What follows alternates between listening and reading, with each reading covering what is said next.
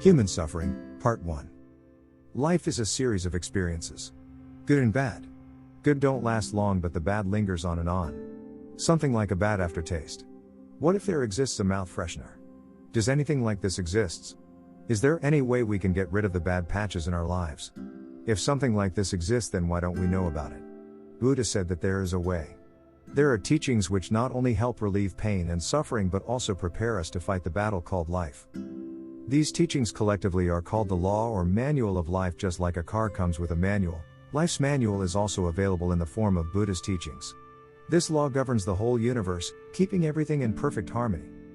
And surprisingly, this law or teachings are so close to us that we keep searching for them everywhere but forget to look deeper inside. We cross 7 seas and search for peace but never try to find it within. It's a perfect example that you can see the stars but can't see your own eyelashes. Just like a human body is made up of 5 elements, the universe is also made up of 5 elements. When there is disharmony of these 5 elements in our body, we fall sick. Similarly, when there is disharmony of these 5 elements in universe, there are natural disasters. So these elements need to be in perfect harmony. Now comes the Buddha's law. When our bodies or lives are in perfect harmony with the life of universe, the sufferings disappear. This universe and this body are no 2 entities but one entity. The universe and this body are one. The universe exists because I exist, and I exist because this universe exists. This is where our sufferings start, as we fail to correlate these as one. Buddha's teaching is simple: to create perfect harmony between these two and be one with nature. Be in rhythm with the universe.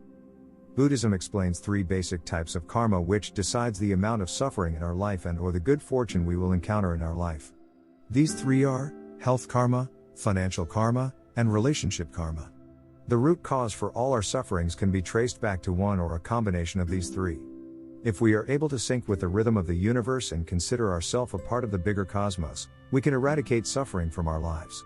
I know it sounds crazy, but that's what the law says. In simpler terms, if we are able to respect each and every individual coming in our environment, we will get the same respect back from those individuals. If we respect the nature, nature will take care of us with the same intensity. If we are able to take care of humanity, we will be taken care of in equal proportions. After all, the crux of all Buddhist teaching is cause and effect. So creating only those causes which will bring positive effects is the source of happiness. I am not a Buddhist scholar or an authority on this great life philosophy called Buddhism. I am just another confused soul trying to join the dots who practices Buddhist teachings. The views expressed across this blog are my own personal interpretation of the great teachings of Buddha. Coming out of the Buddha in me, I try to simplify the teachings and keep them short, crisp, and to the point.